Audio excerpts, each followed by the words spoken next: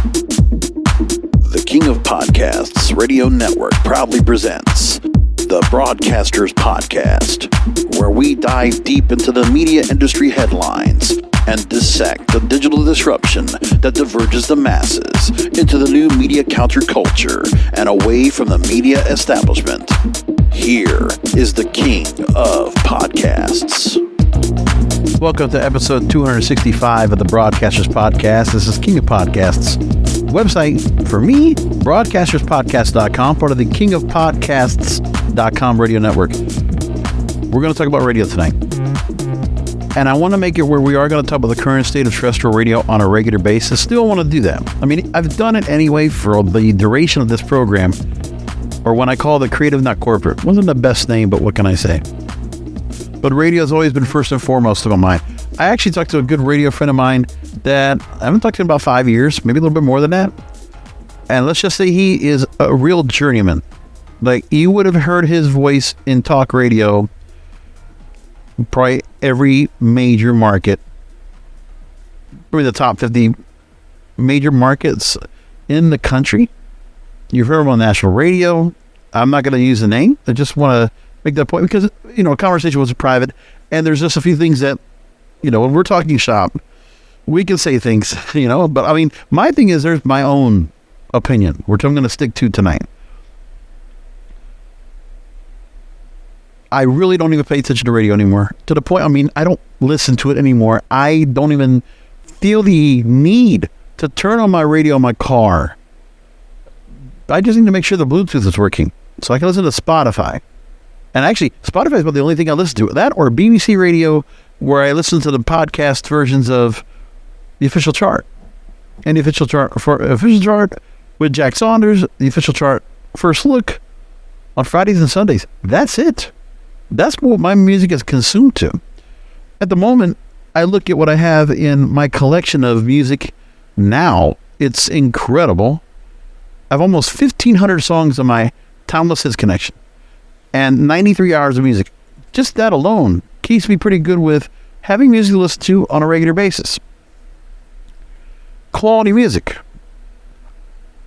When it comes to media in general, this is the ongoing subject we should have. The digital disruption, whatever is done in the last, 5 years I've done this program. Well, this is the 5th year, so 4 years I've been doing the program. The digital disruption has been doing its damage. We've seen the constant evolution where network television, cable television are now becoming extinct. There'll be more cord cutting. And the same thing goes for how music is presented, where the record labels no longer have the stranglehold. They were never prepared for streaming and what that would do in the last 7 to 8 years. No plans for that. Didn't know that after we had the peer-to-peer, you know, your LimeWires and the Napsters of the world that come in, we would get to the point where we would have some major companies that would be able to go and curate all these songs. Millions upon millions of songs. And then there are so many songs that come in on a regular basis into Spotify or Apple or iTunes. I mean, or you know, Pandora. And you look at what's all there, and not to mention what goes into YouTube. So much music coming out, so many different titles of movies, so many different titles of television shows, documentaries, you name it. What has happened now is we have too much quantity. It's hard to find the quality in everything that's out there. What happens is we do get, among the masses, we do get a way to go and identify what is quality over quantity, because the audience will basically be the arbiters of that. We have various publications that will help us learn, engage, and research that. When you think of movies, I think of Rotten Tomatoes. When I think of music, I think of Billboard and the Hot 100. Look at television, I guess it's Nielsen, right? But even that's not a good metric anymore to really determine what shows are doing better, because streaming doesn't give you the metrics. So we don't have an identity as to what happens. We do know what it is when it comes to live sports. We get that. And live awards events, right? The awards can get maybe 10 million viewers at the highest. Meanwhile, live sports like the Super Bowl this weekend will usher in about 100,000 viewers, or probably break that, depending on what happens. Roughly 1 in 3 Americans are watching. Not to mention, the hundreds of millions will be watching outside the country because of the whole aspect. The commercials, the spectacle, Rihanna's return back into the limelight. It's a great story. And a really great story of the football game itself. But radio can have their row out there. They can have their sports radio stations, their sports radio hosts out there. And radio can go ahead and continue to bustle along while trying to be multi-platform, which is what every other radio network thinks they need to do. Okay, well, we need to be on podcasts. We need to be on video. Sure. The new Latino network that just came out, Latino Media Network, that's what they want to do, multi-platform. But the priority is not the AM or FM dial. We do understand that, right? No one's really paying attention to it. It should not be this hard for radio to be relevant, but it's the worst run, worst operated, and most eroded medium of all media right now. I was actually talking about my run in 2019, helping a good friend of mine where I was programming a Spanish radio station. I've talked about this pretty extensively on the program, and I did work with a gospel radio station as part of this cluster, a 3-station cluster. It was fun to be a part of it. I didn't ask for anything. When I got the chance to volunteer and my expertise was being used to good use, I came in to do what I could, and I helped, my friend who was the owner of these stations, I helped him turn some money around on it because he needed some help.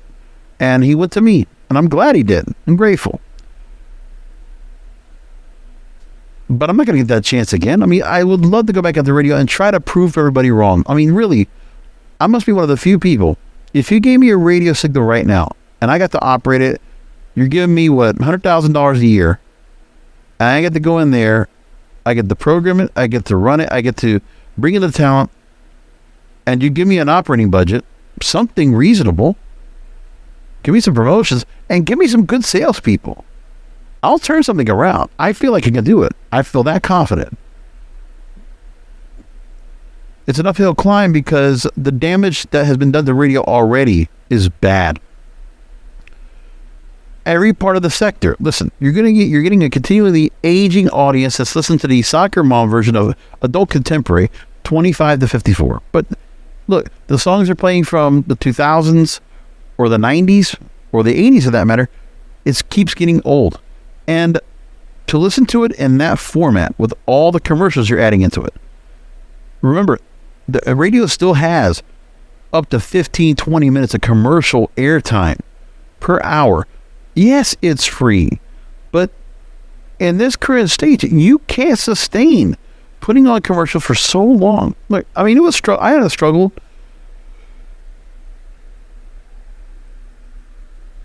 To program 12 to 14 minutes of commercials per hour, but I would put it into about 7-minute segments or 6-minute segments, what I could. Bam, bam, bam. No promos around it. Just get it in, get it out, go. The standard reasons for watching ad-supported content has also changed because of the digital disruption, because now you're going to get Netflix and Paramount Plus and Peacock and all these other streaming services offering ad-supported content where the new normal is. You might see 2 to 4 minutes of ads, and that's it. And if you're listening on streaming radio, you might hear 2 to 3 minutes of ads, maybe in an hour or two, and that's it. We're not hearing over the top in ads. So the model has to change. The ad model has to change. But then even more so, if the ad model cannot change, okay? It's real simple. Get the ads to be hosted by the hosts. all the great radio stations of the past, they used to go ahead and have to run all the commercials in, and they used to run them all and play songs maybe in between everything, but they would also have a way where the commercials would blend in. People can go back to jingles. It shouldn't be that hard. You can also go back to having the hosts be quippy and allow them to go ahead and do something different with the ad every time.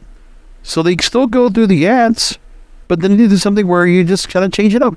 Because the ads you have now for Babbel or Progressive or, pick it, or any of the local ads that we hear that are so plain Jane, because the clients cannot be pushed or motivated to get a little bit more creative.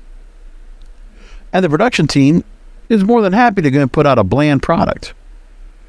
I'm not saying they're not capable. I'm just saying they're not getting paid enough to do more. The equipment might be great, but they're not going to take the time to go and put more effort into something that they can just do the bare minimum for what they're getting paid for. Because remember, in these stations, I can tell you for a fact, I didn't get a salary upgrade at any time when I was there. That didn't happen.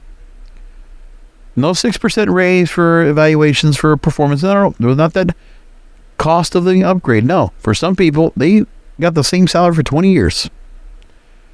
And in the days of less is more, the days of cutting out and starting to make cuts and laying off people, what they would do instead is they would make it where, let's just go ahead and cut somebody off before their pension kicks in, before their retirement kicks in, before the age that they need to go and get out of Social Security. So at the end of their career, you can't let them just finish off. No, you got to just kick them out. Or they have too many vacations days, they have too many benefits from their previous contract or their previous deal. And it's all grandfathered in because we bought this company. And then you just decide, we're just going to dump. It happens all the time. The effort for people to actually do radio and to actually put real effort into it now. The national shows, sure, they have to do that because it's a big audience that they're getting. You can put all those stations together and the smaller audiences they have, and then you combine them, they still are a big audience. Plus, they have to go and fill all that time for all these different markets, and you have to go and at least give that audience that's still coming around to listen to your show, you got to give them something they want. But we know that when they do that, it's very formulaic, it's very bland, it's the same thing over and over. Like one of the shows that, I got to be around when I was working at Clear Channel was Kevin in Virginia with Jason, the KVJ show. You will have heard about it here in South Florida. It's based at WRMF in Palm Beach. They've been there for, I forget how many years. Probably a decade right now. And they were at, 97.3? Yes, 97.3 before that. And they were at Wild 95.5 before that. And moved around. But Kevin Rolston, for his credit, he's had to adjust with the times since 1998 that show came. Was it 97 or 98 that show first premiered? The show was edgy.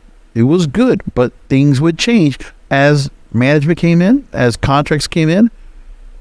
Talk about somebody that stood his ground, and I'll tell you, to do a show that starts at 5:30 or 6 a.m., he came in almost always 2 to 2:30 in the morning.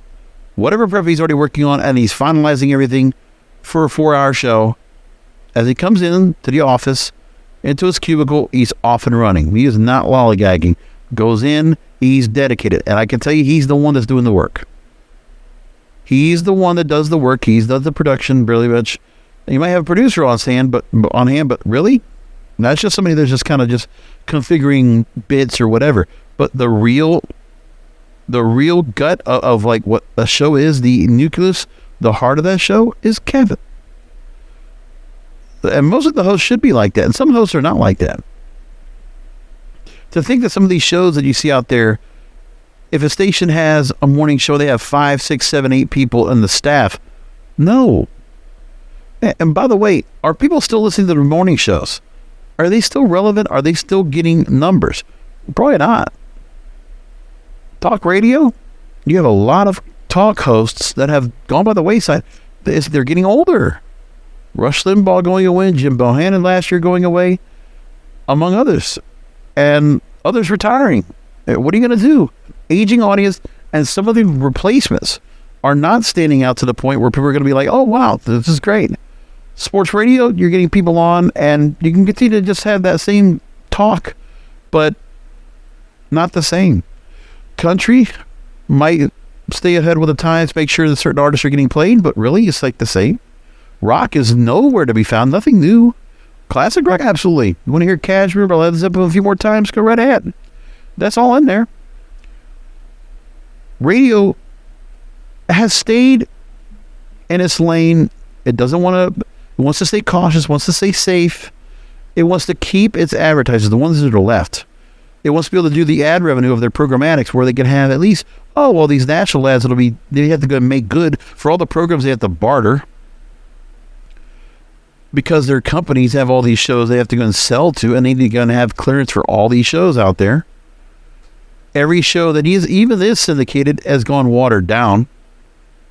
We don't have shows like the King Biscuit Flower Hour and American Top 40 with Casey Kasem or Shadow Stevens. No, none of that. That's all going by the wayside. So what does radio have? I want to look at what there is out there, what's available. What can we actually look at that radio has to look forward to? And without listening to the crap that we always hear about the inside ear poll, the one that Nielsen comes out every year with, 97% of people listen to radio at least 1 hour a week or something like that. I don't care. And podcasting, all these companies are coming in to do their radio shows on podcast and trying to get revenue off of that because all they look at it is just another revenue model. Podcasting, here's one place to do revenue, but then we're going to charge for that. And if we want them to be listening to our stream through our smart speaker, we're going to charge for that separate. And then the FM signal or AM signal, we're going to charge for that. Instead of consolidating or bundling. I mean, if you want to give these stations a chance, why don't you give them a chance to actually going to be able to sell ads? And if you're going to sell them ads, then the advertisers need to be getting their money's worth. I can't tell you with what I'm doing right now with Cannabis Radio and WMR.FM, my full-time commitments. We are jumping fiery hoops. We are circus of the stars. We aim to please. We are concierge, and we have to always have to accommodate. It doesn't even matter what. But dare I say, we have one client right now. Anything we do, if we move a muscle on a show, if we promote it, if we publish it, if we edit it, if we, upload it to a cloud for them to review, if we, set up a guest for them, if we do any kind of promotion for them, anything, they want an update. They want to email as quickly as possible. They want that. I don't want to tell you what the name I call for some of the clients I have to deal with, but they're very demanding. And they're demanding because they don't know about podcasting. They just came into the space. They thought, oh, this would be a cool idea. And, credit to the sales team we have that is able to go and persuade. Listen, you persuade, and then you go ahead and say, we got this client. We need to do something about it. We need to make good. Okay. But my team can make good. And we've had to go and do a lot of make good on a bunch of different things. It's ridiculous. And so we now continue to try to keep giving the audience what they want and just trying to find a way to satisfy everyone. Make everybody feel good about what's going on. It's not easy. We're trying really hard to get this done. But for us, we're sustaining clients. We count radio shows that have been around for years. We're talking about the content that people care about. We use the content that we use as peer study, 2 programmed conferences. We use our information. We use our analytics. With the analytics, if something's not working, and the metrics will show us that, we tweak the program. We tweak the content. And you know what happens? It works. This is the radio side of me that says, okay, we can just figure it out from here. Let's just see what we have to do to make the best possible outcome for what we're doing. We can figure this out. I really feel that way. And it's just a matter of we try. We try a lot of different things to see if we can make it work. And whatever it takes. It's tough. But we really work really hard to do what we're doing. Really hard.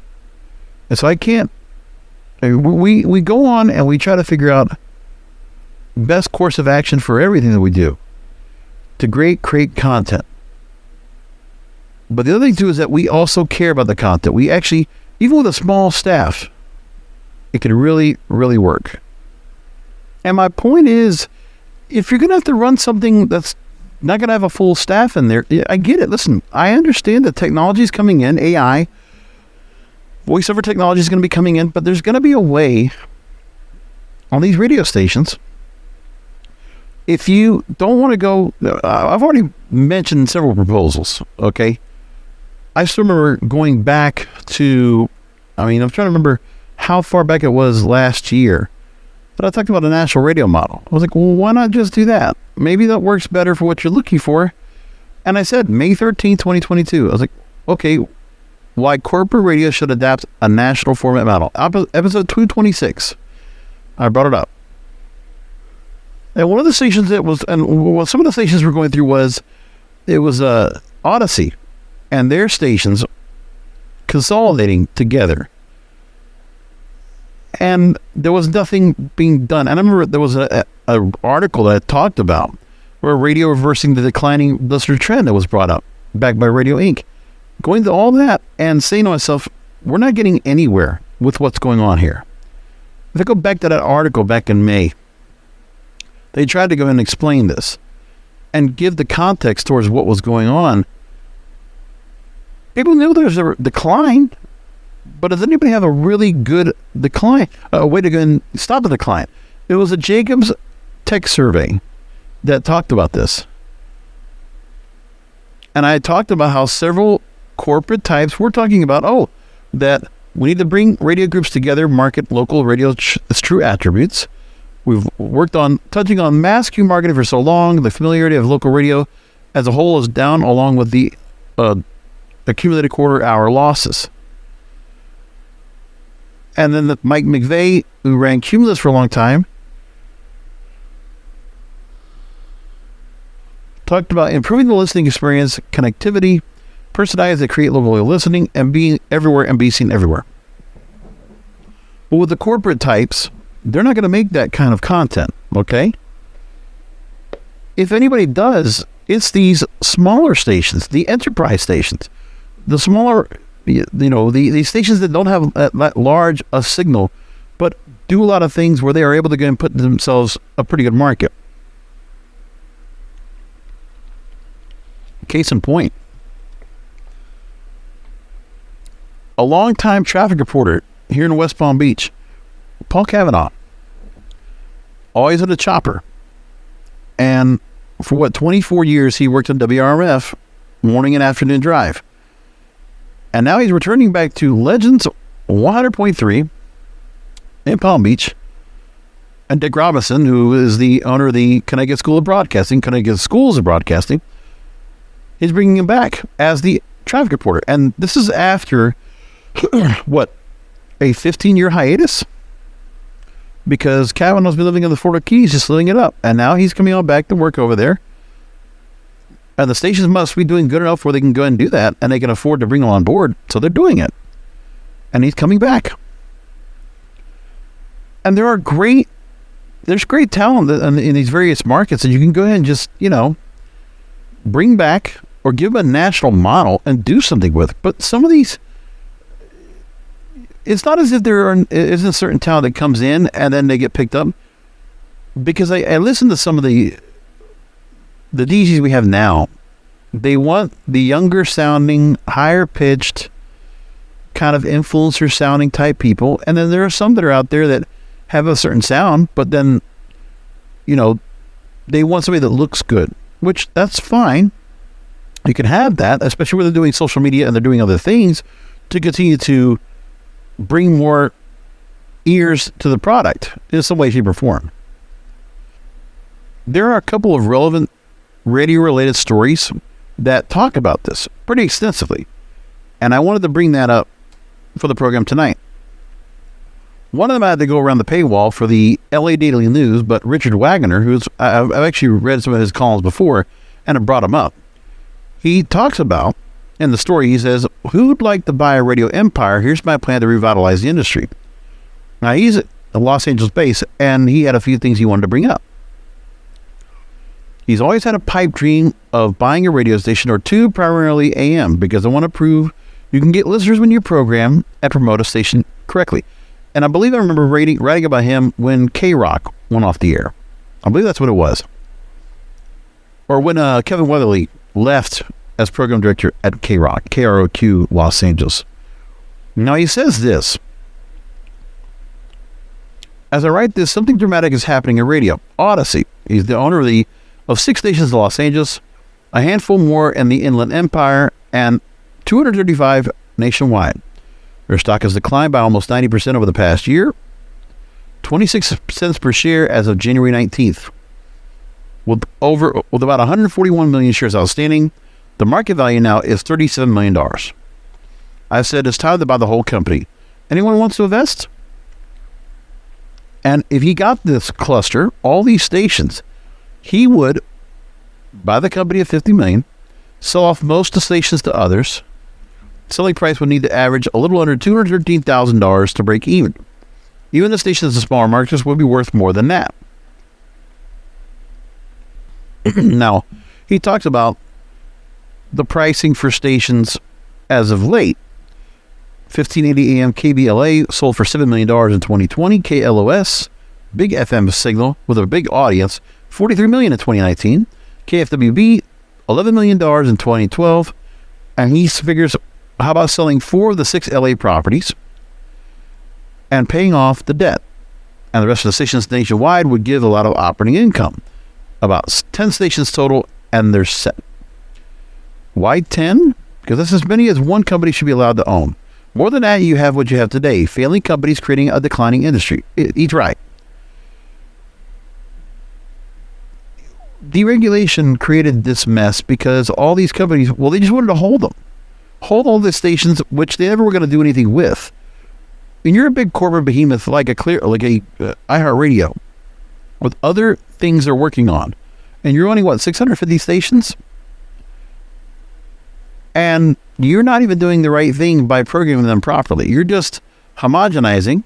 You're just programming something that is just syndicated or just some kind of a deal so they can just fill the time and they can find a way to monetize. Because it doesn't matter what the content is. It's the matter they can put the commercials on and sell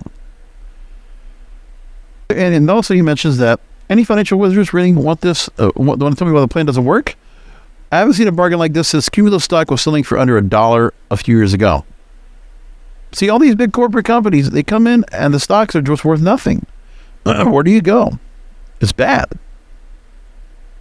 Now, he goes into talk radio because he asked some of his listeners about the programming changes at KFI 640 AM in Los Angeles, and then about some of the other stations that are going on.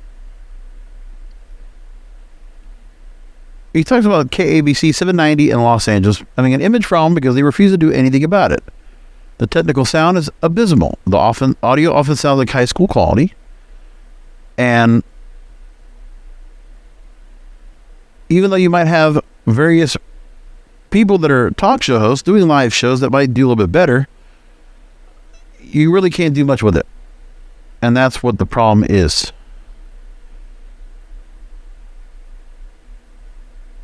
And so we have these problems, and Richard Wagner continuously always writes about radio. And I appreciate him going through and talking about it. Now, there were some radio myths he brought up in an article he talked about on January 30th, a few weeks ago.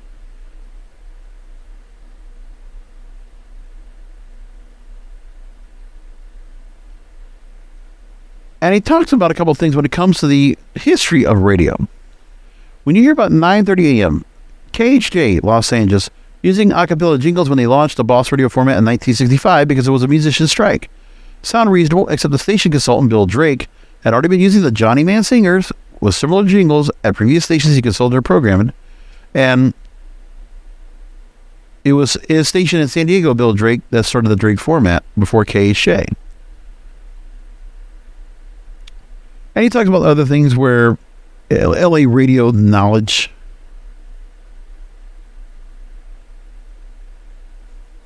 And he talks about the history of AM broadcasts. AM broadcasts always sound awful and due to the AM transmission system. And the only way to get the good sound on the radio is to listen to FM. Edwin Armstrong, who's a key developer of AM, actually hated the sound of AM broadcasts so much that he invented FM. It wasn't due to what we consider AM's lack of fidelity, it was the interference. And radio, due to the frequencies it uses, is prone to interference from natural and man-made sources, lightning, automotive ignition systems, computers, dimmers, and more. And AM itself is not inherently bad. It was used for the video portion of TV broadcasts prior to the switch to digital. And sometimes you can get a picture before the sound. On distant stations in the old days, AM travels farther than FM. And radio manufacturers handle interference by reducing the bandwidth, audio bandwidth on AM radio, making it easier to listen to, cut sound quality dramatically, and the technical standpoint is that analog AM broadcast can have a better bandwidth. With modern circuits, it's easy to design a greater sounding AM receiver. It just costs a little more, and companies want to keep costs down. So that's these kind of things that are going on, but AM doesn't matter, because now you might just need a desktop or one of these older model AM FM radios to go and listen to the radio now, because they're taking it out of cars. Happening more and more. Let's talk about a story from Radio World that talks about this. They make the mention of about apps from everything to optional equipment to entertainment for auto manufacturers having room for AM radio in the cars. Because manufacturers, they will eventually stop including radios that in-console function. The workarounds make radio less local and face unimaginable competition, but what will roll out next is more concerning. Because the AM interference now in electric vehicles, okay, which we're getting more on the road. Imagine California, all these AM stations, and everybody has to basically switch to electric vehicles by what, 2030 or something like that? It's making radio more difficult to access.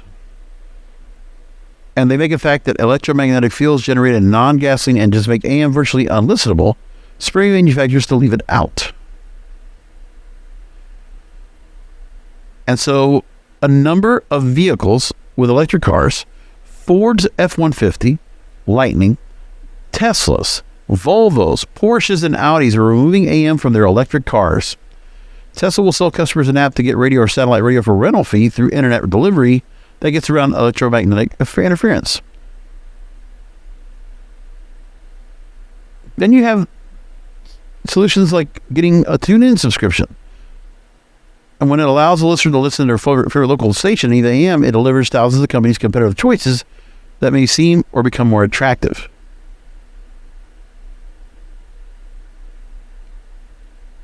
Senator Ed Markey has asked about 20 car manufacturers to keep radio in their cars for emergencies, but it's not going to work. Manufacturers also claim that AM radio drains the batteries of electric vehicles, and most radio stations these days are now available through streaming services, so why need the AM/FM dial? But they go into the whole point and they talk about how, in spite of industry research, radio is still the number one use of driver's time. From where? From who? It's a default. If it was something easier for them to go and turn on Bluetooth, easier to get on, then they would do it. But you're saying that this is what they're doing here. The infotainment systems are now largely commandeered by Apple and Google. And electromagnetic interference is a legitimate issue, but consumers want an AM radio that badly. Manufacturers will find a workaround, but it's not important to them now. SiriusXM likely not to get off easy either, because manufacturers see paid apps in their future for customers can purchase heated steering wheels and seats for 1 year at a time instead of a point-of-purchase option. Tesla already charging an access fee for satellite radio at the top of the expense for the service. Premiums. And there's also yearly subscription plans for active driver assistance or voice recognition from the likes of Audi, BMW, Cadillac, Porsche, and Tesla. This is the second article I've read now about the elimination of AM radio. Well, I understand what the thing is, where they talk about how the radio's out there and it's not much special, but let me tell you something. If we're getting there, what's going to happen next? It's not good. Another thing was also talked about is, in Radio World, they also brought up a story that was very interesting about how artificial intelligence, how how it could change the game for radio. And the writer for this Radio World article used ChatGPT to give me 10 bullet points on how generative AI technology might be used in radio broadcasts and its technology infrastructure. And this is what they got: content generation, music selection, voice synthesis, ad targeting, speech recognition, quality control, network optimization, predictive maintenance, fraud detection, and analytics and reporting.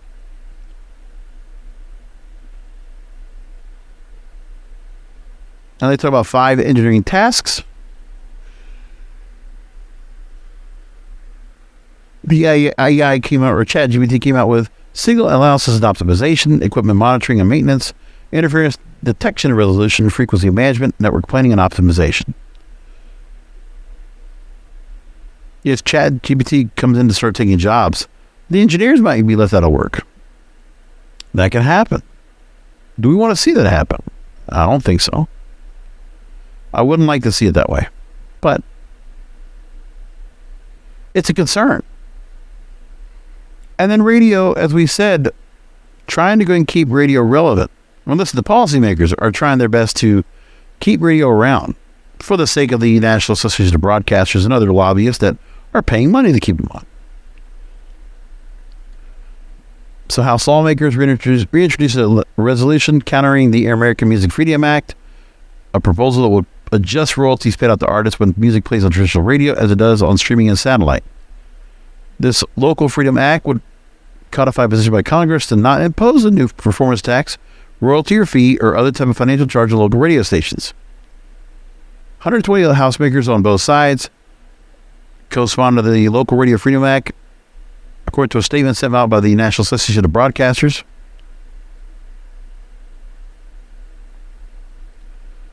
But this is just still proposals, right? We're not getting anywhere with it yet. It's just reintroducing the act, a proposal that could be made a bill. But somewhere down the line, we're going to have an answer for this. And like I said, if the radio entities now, the corporate giants, will not make the changes on their own, then they need to be snuffed out. Things need to be changed for the music industry, because if they're not making the money on streaming, they're making all the radio spins. Because then what happens is, when the music starts getting played by royalties on these stations, then they have to change around how often songs will get played. They'll also consider that they want to recoup the funds that are having to go and pay back on the royalties. So they'll offer kickbacks to the record labels. They'll offer kickbacks to the artists. They'll do some more and get like where they'll do a concert or do something so they can monetize the appearances or the use of these musicians or these singers, so they can make money back that they're going to have to pay back for royalties. Or they find a way to pay royalties in this respect. We had a couple of weeks of new music discovery talk here on the program. I talked about it extensively. And you have to keep in mind, it's going to be continuously a problem. A couple of stories I want to bring up here too. The Harvard Crimson actually talked about this. The Harvard professors talked about the radio stations can fill local radio gaps, or local news rather. I don't know how that's supposed to happen. NPR is dropping all their people. They have to, cut a lot of people out of their own budget, layoffs. And remember, a lot of layoffs are going on in these divisions of all these stations. And they're just consolidating by letting regional outlets handle the news, or other stations, like television stations locally, to do the news. Which I think it's fine. You already have partnerships when they're doing weather coverage and things like that. They got to go wall to wall. They can do that. So Thomas Patterson, a Harvard Kennedy School professor, says the role radio stations could play by filling the gap left by the decline of local paper.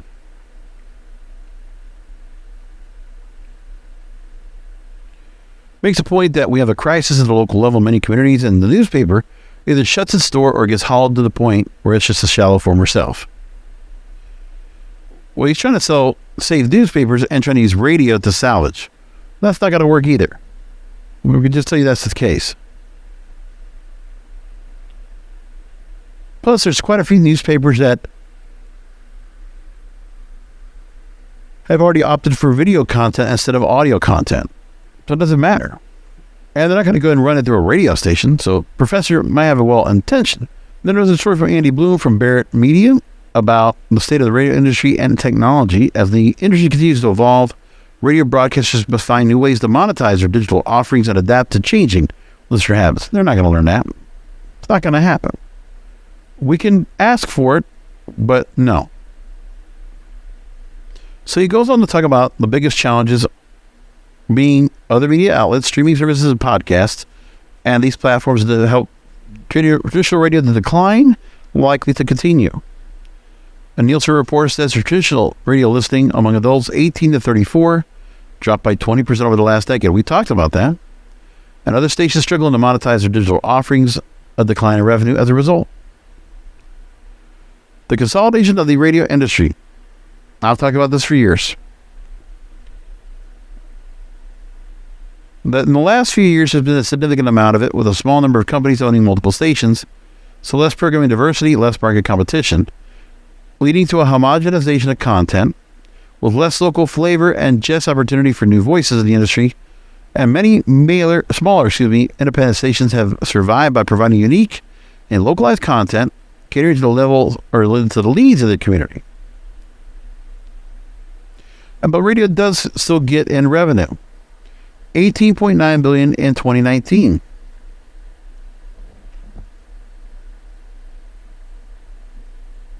It's still not the answer, though. All these radio articles can never get a good answer. They never tell anybody to be blunt, to be out there, be informative, and actually give something to the table. And instead of thinking that your hosting ability is going to be enough to keep people engaged, it's not. There's not one person on the air now that can absolutely keep somebody hooked for a full hour and not worry about the commercials. That's getting very difficult.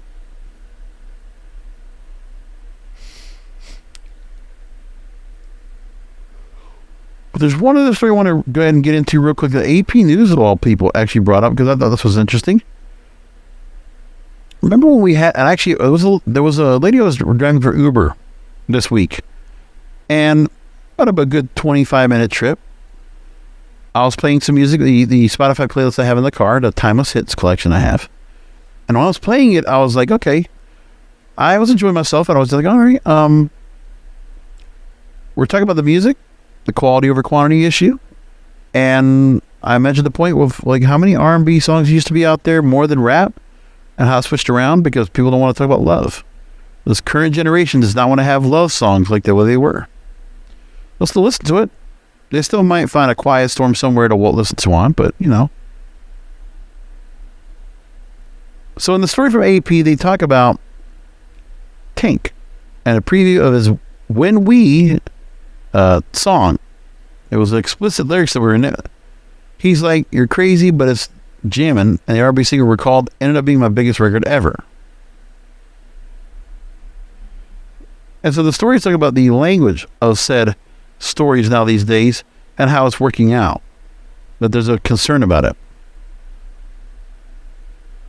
Hip-hop's one of the reasons today's R&B is more explicit. Luminate put a year-end report saying that R&B and hip-hop is America's most popular genre, accounting for the most U.S. on-demand song streams and the largest share of total album consumption. And Colby Tyner, Senior VP of Programming at Radio 1 and Reach Media, says that it's a bit more extravagant now because some of the R&B singers are acting like rappers. It's a clear separation of church and state. Now it's a little bit together, and so the music reflects it.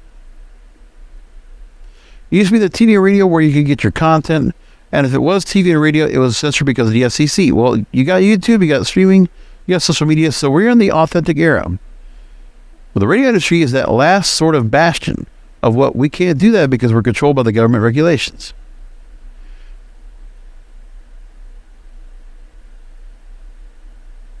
And so AP decided to go and talk to get some thoughts from some of the people that were at the Grammy Awards, the 65th Annual Grammy Awards that happened this past weekend.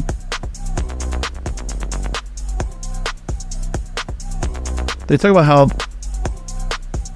as hip-hop grew in popularity, the Billboard charts had to adapt.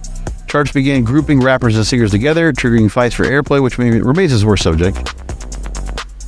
And the recent explosion of melodic rap, spearheaded by the folks like Future, Drake, Lil Uzi Vert, Travis Scott. Grammys now recognize a category.